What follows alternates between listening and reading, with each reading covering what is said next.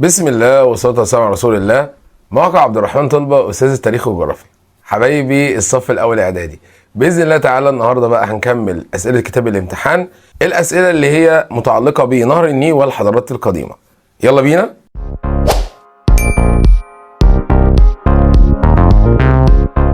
أول بقى جزء مديهولي هو طبعا الخريطة. طبعا أنت اتعودت خلاص، معظم أسئلة كتاب الامتحان أول حاجة بيجيب لك الخريطة.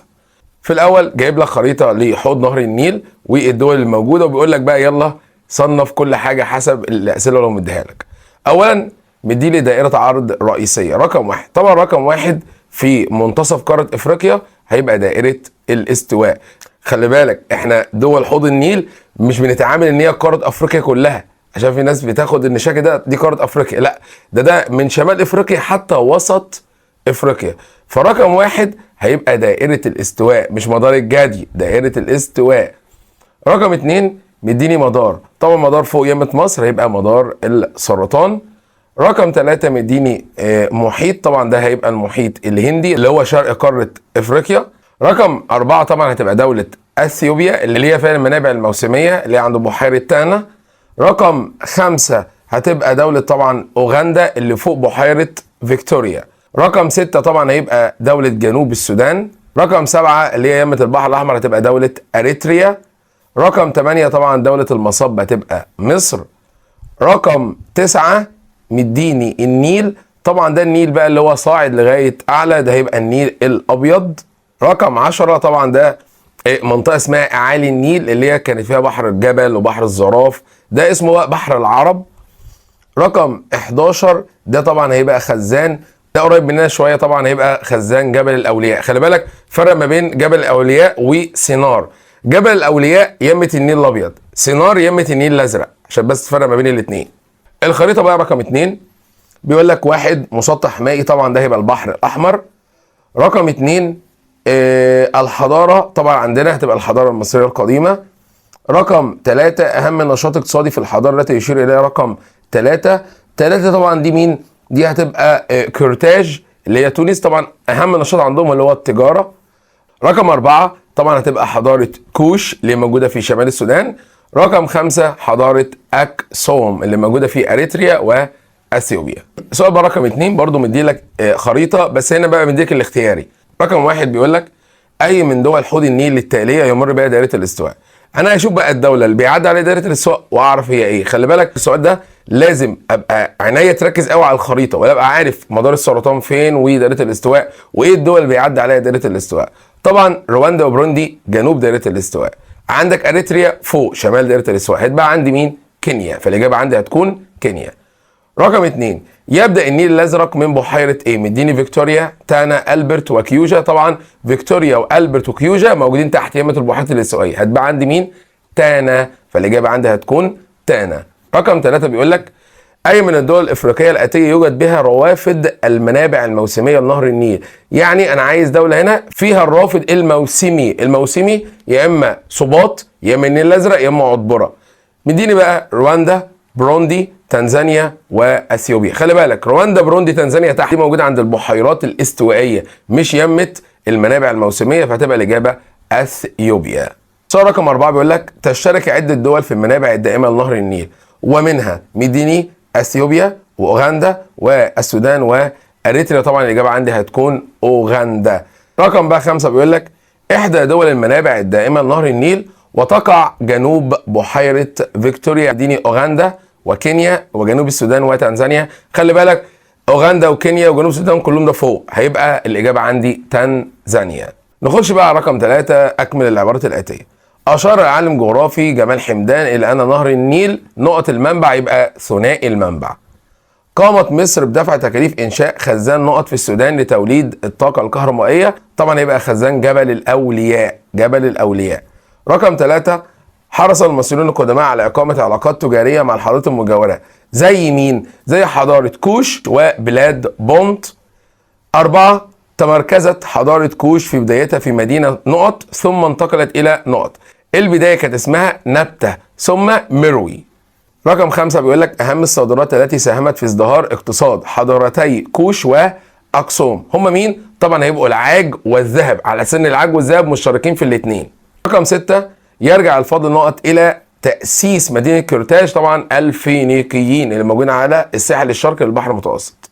7.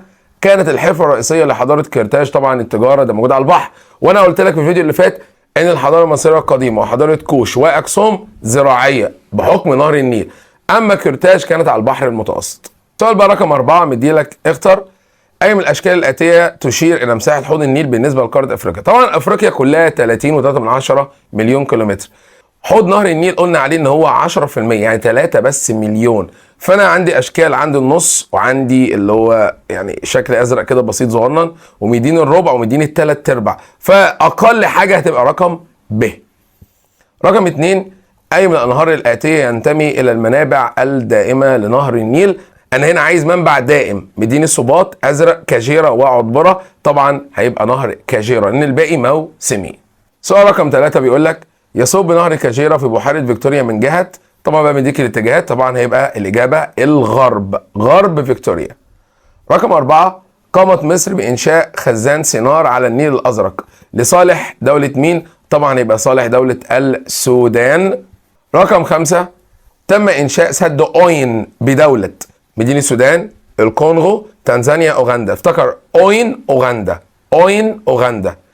رقم 6 من الجهود التي قامت بها مصر بدول حوض النيل حفر عشرات الابار، طبعا مديني بقى رواندا، اريتريا، بروندي، كينيا، فطبعا الاجابه عندي كينيا، ابار كينيا، ابار كينيا.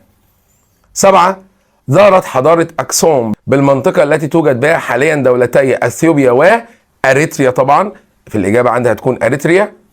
8 تشابهت الحضارة المصرية القديمة وحضارة كرتاج في موقعهم على مدينة البحر المتوسط، نهر النيل، البحر الأحمر، محيط هندي، هيبقى البحر المتوسط، وده وجه التشابه ما بين الحضارة المصرية القديمة وكرتاج.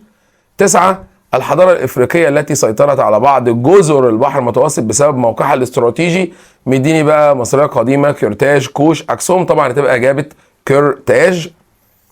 10 أقام الكوشيين علاقة تجارية من جهة الشرق مع مين؟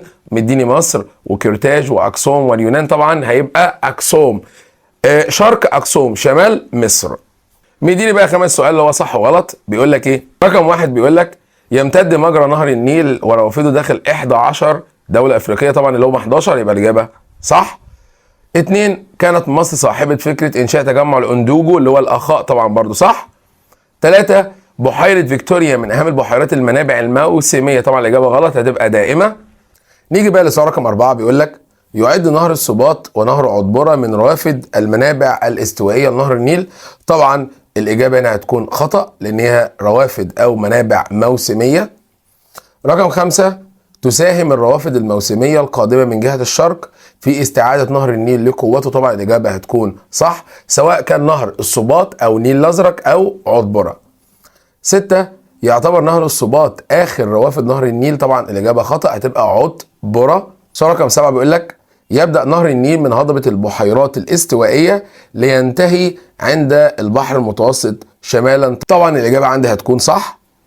رقم 8 نصت اتفاقية 1929 على التزام دول حوض النيل بعدم القيام بأي مشروعات على نهر النيل بغير اتفاق مسبق مع مصر، طبعا الإجابة صح.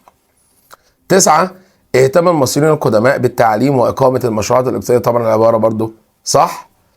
10 ظهر تأثر الكوشيين بالحضارة المصرية القديمة في ناحية التماثيل، طبعا صح. خلي بالك ناحية التماثيل وبناء المعابد والأهرامات. رقم 11 يعد البخور والعاج من أبرز صادرات حضارة أكسوم وأعلاها قيمة، طبعا الإجابة خطأ يبقى الذهب والعاج. رقم 12 اشتهرت حضارة أكسوم بصناعة الفخار والزجاج، طبعا العبارة صح لأنها حضارة نهرية. 13 ظهرت حضارة كرتاج على الساحل الشمالي افريقيا، طبعا برضه العبارة هتكون صح. رقم 14 قال لك كانت حرفة الزراعة هي احد الانشطة الاقتصادية المشتركة بين معظم الحضارات التي نشأت حول نهر النيل، طبعا الاجابة هتكون صح لان الحضارات دي قامت فين؟ على نهر النيل، ونهر النيل يبقى زراعة. السؤال بقى رقم 6 بيقول لك اكتب ما تشير اليه كل عبارة. 1 احدى مشروعات الري التي اقيمت بالقرب من نقطة التقاء النيل الازرق بالنيل الابيض هيبقى جبل الاولياء. خلي بالك السدود والقنوات والترع تندرج ضمن حاجة اسمها مشاريع الري، يبقى خلي بالك نقطة التقاء النيل الازرق بالنيل الابيض عملنا مشروع جبل الاولياء. طب الخزان اللي اتعمل على النيل الازرق ده اسمه سينار فخلي بالك. 2. احدى الاتفاقيات التي نصت على عدالة استخدام مياه نهر النيل. طبعا الاجابة عندي هتكون اتفاقية 2015. نيجي بقى للسؤال السابع وهو بما تفسر. طبعا من الاسئله المهمه جدا يا شباب، وخلي بالك سؤال بما تفسر من الاسئله اللي بتخليك غصب عنك تحفظ الدرس، لانك بتكتب الاسباب. زي برضو سؤال بتاع نتائج فكره المقالي او انك تكتب بايدك، ده بيخليك او بيساعدك انك تعرف تحفظ الدرس. اول سؤال عندي بقى بيقول لي بما تفسر يعد نهر النيل نهر دولي. طبعا الاجابه عندي هقول لانه يمتد مجراه ورافده داخل اراضي 11 دوله، اللي هم مين؟ اللي هم بيسموهم دول حوض النيل. واذكر بقى الدول، خلي بالك انا قلت لك او علمتك ازاي تذكر الدول من فوق لتحت من الشمال للجنوب. هيبقى عندي مصر، جمهوريه السودان، جنوب السودان، جنب منهم اريتريا، اثيوبيا، تحت منهم كينيا، اوغندا، الكونغو، تحت منهم رواندا، بروندي، جنب منها تنزانيا. الطريقه دي افضل طريقه، مش هتلاقي ايسر من الطريقه دي. هتلاقي بقى الطرق التانية اللي هي بقى نقعد نغني وبتاع مع بعض، بس انا ما بحبش الطرق دي، يعني ما بحبش حته الغناء والكلام ده. يفضل طبعا انك تحفظ الخريطه بتاعتك او الدول بتاعتك بطريقه ما، اللي هي طريقه سواء من الشمال للجنوب او من الجنوب للشمال، عشان حتى كمان يبقى عندك رسم تخيلي للخريطه كده. ليه بقى موضوع الاغاني؟ لان انا مش هفضل طول عمري اطبل ورا منك، مش هفضل طول عمري اطبل لك عشان تعرف المعلومه. فيما بعد هتلاقي نفسك عشان تعرف تتعلم اي حاجه لازم حد يقعد يطبل لك، فلا، لازم انت كطالب تعرف طريقه لحفظ المعلومه، واهم حاجه يكون الطريقه ديت بطريقه علميه، بطريقه صح، مش ان انا اقعد اطبل لك ونقعد نرقص وبتاع. احنا مش في كباريه احنا. السؤال بقى الثاني بيقول لك انشاء تجمع الاندوجو سنه 1983 بسبب التشاور والتنسيق ودعم التعاون بين دول حوض النيل، زائد الحفاظ على المصالح المشتركه فيما بين دول حوض النيل. يبقى اذا اهميه الاندوجو هو حاجتين: الحفاظ على المصالح والتعاون بينهما، الحفاظ والتعاون. سؤال رقم 3 بيقول لك استدامه جريان نهر النيل ووصوله الى مصر. طبعا هقول له لان له منبعان، اللي هو المنبع الموسمي والمنبع الدائم. سؤال رقم 4 بيقول لك أهمية النيل الأزرق ونهر عطبرة بالنسبة لجريان نهر النيل. هقول إن كلاهما يمد نهر النيل بالمية مما يساعده على الجريان تجاه الشمال حتى يصبه في البحر المتوسط. خلي بالك النيل الأزرق ونهر عطبرة بالنسبة لنهر النيل الداعم الرئيسي للنهر، لأن خلي بالك لولا إن الاتنين دول مش موجودين ما كانش النهر وصل إلى مصر. رقم بقى 5 بيقول لك مساهمة مصر في إنشاء خزان جبل الأولياء في السودان. هقول له لتوليد الطاقة الكهرومائية، اللي هي الطاقة اللي بتنتج عن طريق المية. رقم 6 بيقول لك ظهور العديد من الحضارات القديمة في قارة إفريقيا. طبعا الإجابة عندي أقول لأن ربنا سبحانه وتعالى أوهب قارة إفريقيا موقع متميز، ثروات طبيعية متعددة ومية عذبة ونباتات وثروات، زائد معادن ومصادر طاقة، بالإضافة العامل البشري اللي هو قدر يستطيع استثمار تلك الثروات، فنتج عنه الحضارات القديمه في قاره افريقيا. اذا الحضارات اللي في قاره افريقيا نتجت بسبب ان في عوامل طبيعيه، عوامل بشريه، والانسان قدر يستغل هذه العوامل الطبيعيه وقدر ان هو يستثمر الموارد ديت، فقدر يبقى عنده حضاره في قاره افريقيا. سؤال رقم 7 بيقول لك قيام الفينيقيين بتاسيس مدينه كورتاج على البحر المتوسط، طبعا لتامين رحلتهم التجاريه من فينيقيا الى اسبانيا. نيجي بقى للسؤال رقم 8 هو ما النتائج المترتبه على. خلي بالك ما النتائج يعني ايه اللي حصل، فطبيعي اجابتها هتكون ادى ذلك الى او ترتب على ذلك الى او اقول الحدث على طول. بيقول لك ايه ما النتائج المترتبه على الموقع الجغرافي لحضاره اكسوم. هقول له ادى ذلك الى ان هي اصبح النشاط اللي هو التجاري له دور بارز في قيامها، زائد ان هي بقت مركز تجاري قوي وملتقى للعديد من الطرق التجاريه. يبقى خلي بالك هنا الموقع بتاعها ادى ذلك الى ازدهار التجاره، زائد برضو ممكن اقول ادى ذلك الى قيام الحضاره في مملكه اكسوم. رقم بقى 2 بيقول لك الموقع المتميز لحضاره كورتاج. هقول ترتب على ذلك الى قوية مدينة كورتاج، يعني بقت قوية مع مرور الزمن، ثم استقلت عن فينيقيا وكونت مملكة مستقلة لوحدها. ومش بس كده، ده كمان مملكة كورتاج حكمت ساحل شمال افريقيا وبعض الجزر الموجودة على البحر المتوسط. يبقى نتج عن الموقع بتاعها ان هي بقت قوية، ان هي استقلت، وان هي ضمت دول كتيرة حتى الجزر الموجودة في البحر المتوسط. السؤال رقم 9 بيقول لك ما المقصود بالاقتصاد الاخضر؟ تعريف الاقتصاد الاخضر هو الاقتصاد الصديق للبيئة الذي يستهدف تحقيق نمو اقتصادي مستدام مع الحفاظ على البيئة وتحقيق العدالة الاجتماعية والقضاء على الفقر والبطالة. ممكن ألخص التعريف بتاع الاقتصاد الأخضر إن أنا أحافظ على البيئة وإن أنا ما استهلكش الموارد علشان أعمل نمو اقتصادي. النمو الاقتصادي ده يعمل لي عدالة اجتماعية ويقلل الفقر والبطالة. سؤال رقم 10 بيقول لك ماذا يحدث إذا سقطت الأمطار طوال العام على هضبة الحبشة بالنسبة لمائية نهر النيل بالنسبة لمصر؟ طبعا الإجابة عندها هتكون إيه؟ هقول له سوف تصبح هضبة الحبشة منبع دائم زي مين؟ زي هضبة البحيرات الاستوائية، فإذا مية نهر النيل هتكون أكثر. سؤال رقم 11 بيقول لك دل على صحة العبارة. خلي بالكم بقى يا شباب، سؤال دلل لازم هنا اشوف ايه الدليل اللي بيدل على صحة العبارة او على خطأ العبارة. يعني خلي بالك انا هنا ممكن اتكلم في الاثنين، سواء كان العبارة صحيحة او العبارة خاطئة، واقول لي الدليل.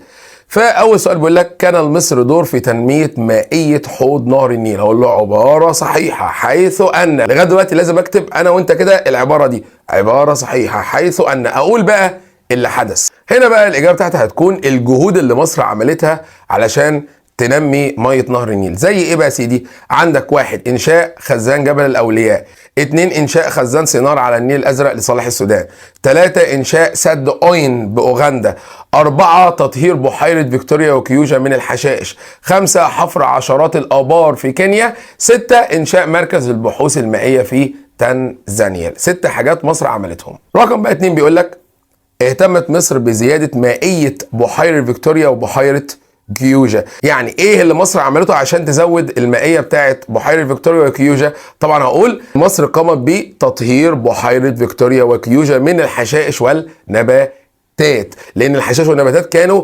بيمتصوا مائية بحيرة فيكتوريا وكيوجا. رقم 3 بيقول لك كان النهر النيل دور رئيسيا في نشأة الحضارة المصرية القديمة. طبعا عبارة صحيحة حيث ان ايه بقى اللي حصل؟ اقول ان استقر المصري القديم على ضفاف نهر النيل، وهنا عرف الزراعة، وبعد ما عرف الزراعة استأنس الحيوانات. طب لما كل الكلام ده حدث انشأ القرى ثم المدن ثم الاقاليم، وبعد ذلك استطاع توحيد البلاد وتكوين الاسرات الحاكمة. ميدي بقى سؤال رقم 12 بيقول لك قارن بين المنابع الدائمة والموسمية من حيث اهم الروافد. المقارنه دي موجوده عندك في الكتاب سواء كان امتحان او اضواء. طبعا بقى الاجابه عندها هتكون المنابع الدائمه اللي هي بحيره فيكتوريا، واهم الروافد عندي نهر كاشيرا. اما اليمه الثانيه اهم الروافد زي نهر السوباط والنيل الازرق وعطبره. خلي بالك من تحت لفوق كده، سوباط النيل الازرق عطبره، سوباط النيل الازرق عطبره. نيجي بقى لاسئله التميز. مدي لك اول سؤال مديني صور تخيليه للحضارات اللي موجوده عندك، وبيقول لك وضح اهم ملامح كل حضاره ثم حدد اكثر الحضارات تاثرا بالحضارات تعبر عنها. صوره رقم 1 مع ذكر السبب. طبعا اهم ملامح كل حضاره، اول حضاره طبعا نهر النيل والاستقرار اللي حدث وبناء الاهرامات والكلام ده كله. كورتاج طبعا حضاره بحريه ما شاء الله زي ما انت شايف. طبعا الهدف منها ان هي تعمل على توصيل فينيقيا باسبانيا.